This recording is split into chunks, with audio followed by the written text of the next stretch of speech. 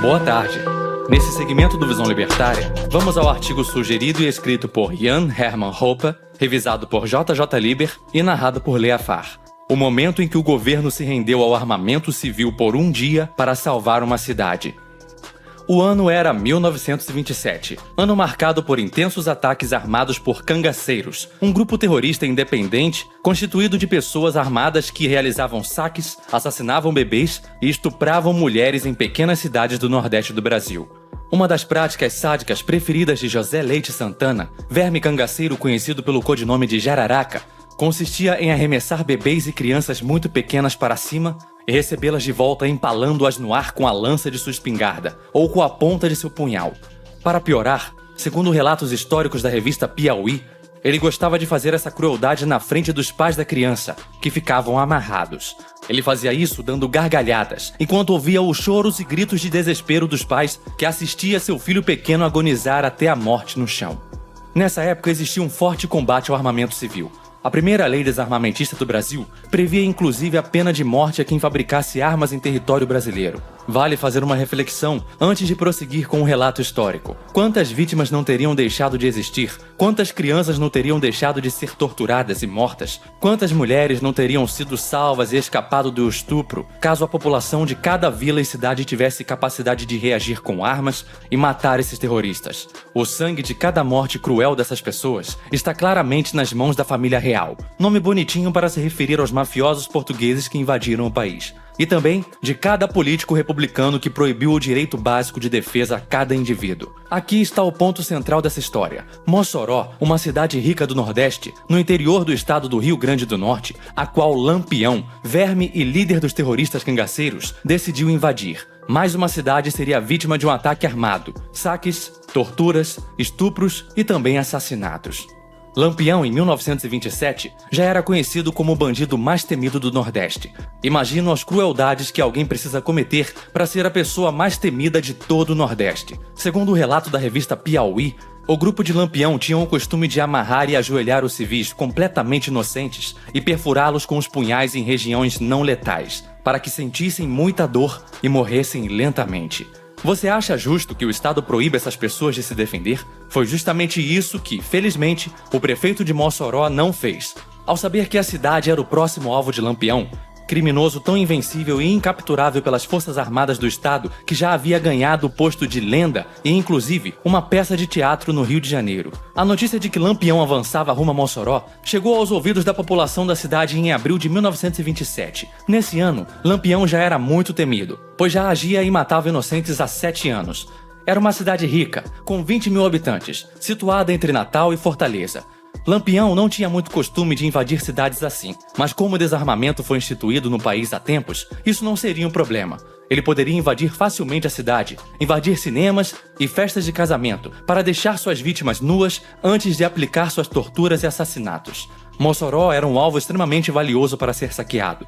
Possuía uma agência do Banco do Brasil, prensas de algodão e muitas roupas de seda importadas de alto valor. O parasita com o cargo de presidente da Intendência Municipal de Mossoró, um nome antigo para prefeito, Rodolfo Fernandes, ao ser informado da direção que tomava o grupo de vermes terroristas liderados por Lampião, decretou o estado de alerta vermelho na cidade. Segundo relatos de historiadores, Rodolfo Fernandes era um estudioso assíduo de Lampião e de suas estratégias. Portanto, tinha plena consciência do perigo que estaria enfrentando. Muitos conselheiros da prefeitura de Mossoró duvidaram da gravidade da situação. Não achavam que Lampião tentaria invadir uma potência como essa. Mesmo assim, o parasita prefeito de Mossoró passou os próximos dias elaborando um plano de defesa e resistência. Ele deixou todos os homens sob aviso para que, ao menor sinal de invasão, despachassem suas mulheres e filhos da cidade para as cidades vizinhas e se unissem nas trincheiras em defesa da cidade. Com doações de empresas privadas, ele conseguiu adquirir mais de 50 rifles e fuzis, além de 9 mil cartuchos de munição. Em seguida, se espalhou a notícia de que o grupo já havia saqueado uma prisão a 80 quilômetros de distância e que havia pego todas as armas e possivelmente recrutado novos combatentes.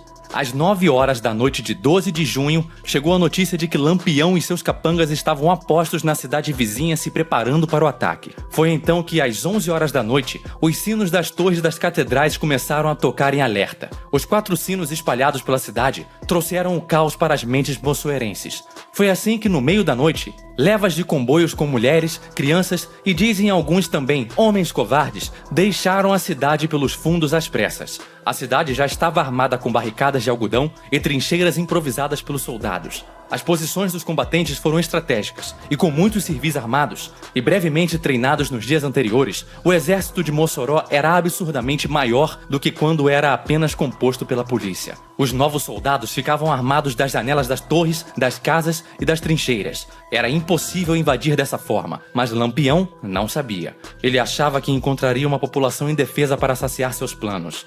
Com seu hino de guerra, olê mulher rendeira, olê mulher rendar, me ensina a fazer renda, que te ensino a guerrear, o grupo de Lampião invade a região central de Mossoró. Tão logo começaram os disparos de todos os lados. Os cangaceiros, acostumados a desfilar pelos inocentes sem serem incomodados, foram surpreendidos. O cruel verme Jararaca, citado no início do texto, morreu ali com um tiro no peito e um outro nas nádegas, por mais irônico que isso seja.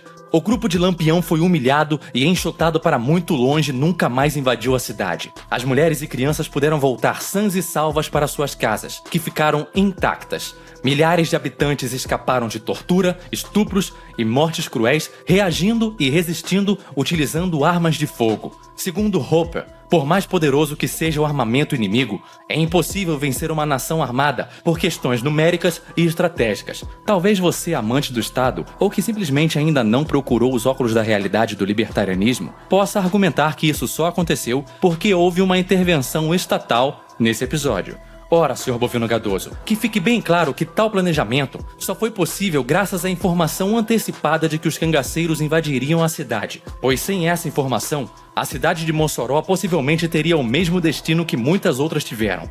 Pessoas armadas, avisadas ou não de um possível ataque, sempre estarão mais preparadas para se defender do que se estiverem desarmadas. O parasita deu sorte de ter recebido essa informação. Essa história deve servir de lição para mostrar a importância de todos os indivíduos serem livres para se armar e não apenas capangas estatais ou capangas de outros mafiosos como os cangaceiros. Para concluir, sabe-se que todo o povo ou nação sobrevivente que perde uma guerra precisa entregar suas armas para o inimigo. No Brasil, há um lado vencendo sempre, crescendo e se engordando com frutos do monopólio da força, os políticos. Enquanto há um outro lado perdendo e se definhando a cada dia, o cidadão comum. Eu e você, provavelmente. Isso acontece porque não há poder de defesa das vítimas. Enquanto isso continuar assim, continuaremos escravos de todo tipo de tirania.